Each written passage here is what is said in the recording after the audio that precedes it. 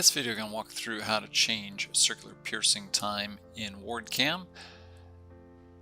So we've got this part here, and let's say we're going to cut it out of 6-inch aluminum. We'll probably want to make a circular pierce where it's going to sit there for a certain amount of time, making a circular motion as it pierces through the material.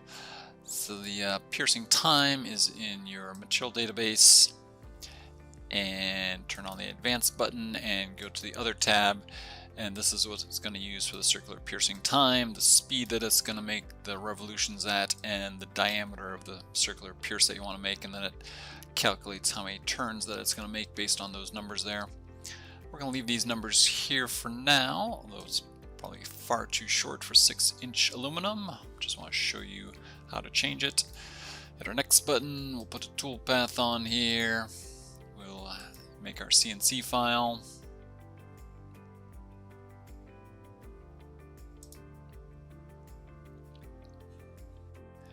And here we've got our revolutions, 1, 2, 3, 4, 5, 6, and then it does an extra one for good measure.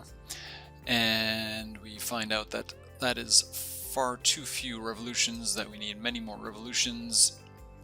You'd go into your database, material database, and turn on your advanced button again, other, and let's say we figure we need 2 minutes of circular piercing, plug in 120 seconds.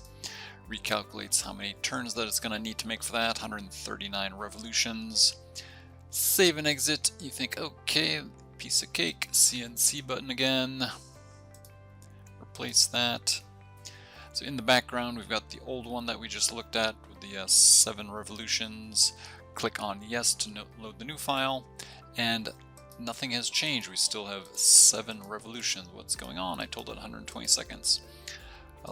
A little nuance here is that you basically have to reset the material to get it to recognize anything in that circular piercing area, be it the time, speed, or diameter.